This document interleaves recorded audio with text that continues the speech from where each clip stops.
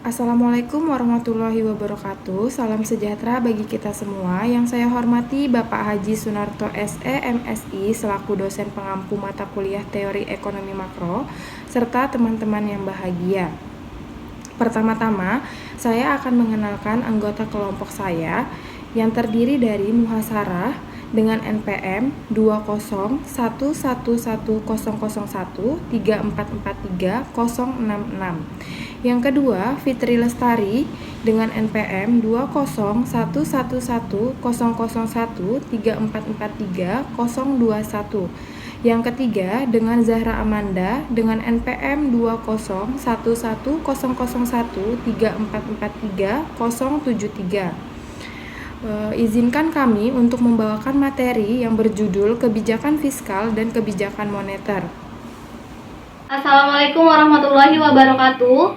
Perkenalkan, nama saya Fitri Lestari. Kali ini saya akan menjelaskan tentang materi pengertian kebijakan fiskal. Kebijakan fiskal merupakan kebijakan pemerintah yang dilakukan dengan cara mempengaruhi sisi penerimaan dan sisi pengeluaran pada APBN. Semua kebijakan yang berkaitan dengan APBN digolongkan sebagai kebijakan fiskal. Misalnya kebijakan bidang perpajakan, hutang luar negeri, maupun peningkatan pengeluaran pemerintah. Pemerintah dalam menghadapi defisit anggaran memerlukan kebijakan fiskal. Di antaranya adalah 1. Ada pajak. Semakin besar pendapatan, maka semakin besar pula pajak yang harus ditanggung. Begitu juga dengan sebaliknya. Karena pajak berkaitan dengan pendapatan, maka penerimaan pemerintah dari pajak sangat tergantung dari tingkat pendapatan masyarakat. Pajak dapat mengakibatkan turunnya daya beli masyarakat karena mengurangi pendapatan siap konsumsi, atau bisa disebut dengan disposable income. Apabila defisit anggaran pemerintah dibiayai dengan peningkatan pajak, maka daya beli masyarakat akan semakin menurun. 2. Ada mencetak uang baru. Pemerintah dapat membiayai defisit anggaran dengan meminjam dana dari bank sentral. Bank sentral akan membiayai pinjaman tersebut dengan mencetak uang baru, sehingga jumlah uang yang beredar semakin banyak. Dengan demikian, harga barang dan jasa akan mengalami kenaikan dan inflasi juga mengalami kenaikan. Ketiga, ada pinjaman masyarakat dalam negeri. Pemerintah dapat membiayai defisit anggaran pemerintah dengan meminjam dana masyarakat dalam negeri dengan penerbitan surat hutang atau obligasi pemerintah yang dijual kepada masyarakat. Pemerintah akan membayar obligasi pada saat jatuh tempo beserta bunganya. Nah, yang belum tahu obligasi itu apa? Obligasi adalah surat berharga atau sertifikat yang berisi perjanjian dengan antara perusahaan dengan investor sebagai pemberi dana. Keempat, ada pinjaman masyarakat luar negeri. Pemerintah dapat membiayai defisit anggaran pemerintah dengan meminjam dana kepada masyarakat luar negeri dengan penerbitan surat hutang atau obligasi pemerintah di pasar uang internasional. Sumber pembiayaan ini digunakan untuk pembiaya defisit neraca pembayaran internasional.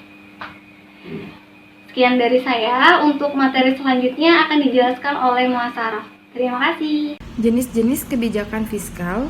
Yang pertama, kebijakan fiskal ekspansioner adalah peningkatan belanja pemerintah dan atau penurunan pajak yang dirancang untuk meningkatkan permintaan agregat dalam perekonomian. Tujuan dari kebijakan ini adalah untuk meningkatkan produk domestik bruto dan menurunkan angka pengangguran.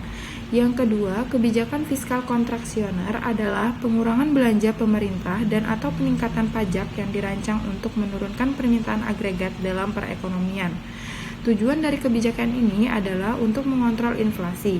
Yang ketiga, kebijakan fiskal sisi penawaran adalah kebijakan fiskal dapat secara langsung mempengaruhi bukan saja permintaan agregat, namun juga penawaran agregat.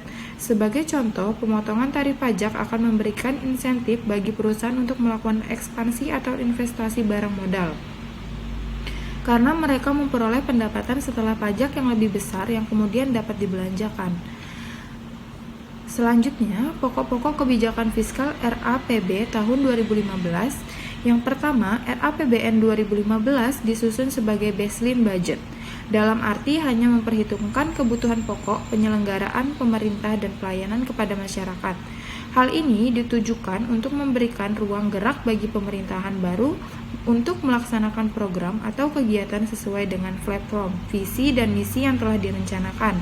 RAPBN 2015 juga menjadi bagian awal pelaksanaan RPJMN ketiga periode dari tahun 2015 sampai tahun 2019. Dari 4 tahapan pelaksanaan RPJPN 2005 sampai 2025. Yang kedua, tema kebijakan fiskal tahun 2015 adalah penguatan kebijakan fiskal dalam rangka percepatan pertumbuhan ekonomi yang berkelanjutan dan berkeadilan. Kebijakan fiskal tahun 2015 tetap ditujukan untuk optimalisasi pendapatan negara, peningkatan kualitas belanja negara, pengendalian defisit APBN, serta pengendalian utang negara. Yang ketiga, dengan tetap menerapkan 4 pilar strategi pembangunan, Pro-Growth, Pro-Job, Pro-Poor, Pro-Environment. RAPBN 2015 diarahkan untuk mendukung pencapaian sasaran pembangunan nasional. Selanjutnya, ada kebijakan fiskal yang disengaja. Kebijakan fiskal yang disengaja dapat berupa mengubah aturan tentang perpajakan atau mengubah pengeluaran pemerintah. Dari kebijakan pemerintah ini terlihat seberapa jauh peranan pemerintah dalam melakukan campur tangan dalam pengaturan perekonomian. Di sini ada contoh kasus yang pertama, yaitu pengaruh pajak pada konsumsi dan tabungan. Diketahui data fungsi konsumsi masyarakat adalah C sama dengan 40 miliar ditambah 0,75 YD, di mana YD sama dengan Y dikurang TX ditambah TR. Pemerintah menetapkan pajak sebesar TX, yaitu 30 miliar.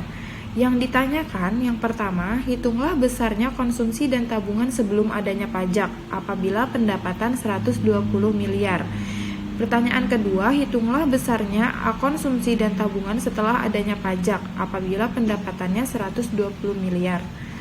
Jawaban yang pertama, besarnya C dan S apabila tanpa pajak, yaitu pengeluaran konsumsi, yang dimana C sama dengan 40 ditambah 0,75 YD, C sama dengan 40 ditambah 0,75 buka kurung 120 dikurang 0 ditambah 0. C sama dengan 40 ditambah 90, yaitu hasilnya C sama dengan 130 miliar. Jadi, pengeluaran konsumsi sebelum adanya pajak adalah sebesar 130 miliar. Besarnya tabungan, yang dimana S sama dengan YD dikurang C. S sama dengan buka kurung 120 dikurang 0 ditambah 0 tutup kurung dikurang 130. S 120 dikurang 130, yang dimana hasilnya S sama dengan minus 10. Jadi pengeluaran tabungan sebelum adanya pajak adalah sebesar minus 10 miliar. Pertanyaan kedua, besarnya C dan S apabila pajak sebesar 30 miliar, yaitu pengeluaran konsumsi, yang dimana C sama dengan C0 ditambah delta C atau C sama dengan C0 dikurang C delta TX. C sama dengan 130 ditambah 0,75 dikali 30. C sama dengan 130 dikurang 2,5, yang dimana C sama dengan 107,5 miliar. Jadi pengeluaran konsumsi setelah adanya pajak sebesar 107,5 miliar.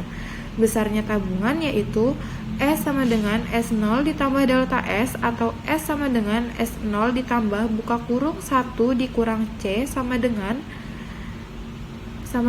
dikurang delta TX. S sama dengan minus 10 ditambah buka kurung 1 dikurang 0,75 buka kurung minus 30. 3. Kebijakan moneter. Kebijakan moneter merupakan kebijakan pemerintah untuk mengendalikan perekonomian melalui jumlah uang yang beredar yang dilakukan oleh Bank Sentral. Dalam mengendalikan Bank Sentral ada beberapa instrumen kebijakan moneter, yaitu instrumen kebijakan moneter kuantitatif dan kualitatif. Instrumen kuantitatif: A. Operasi pasar terbuka, B. suku bunga diskonto.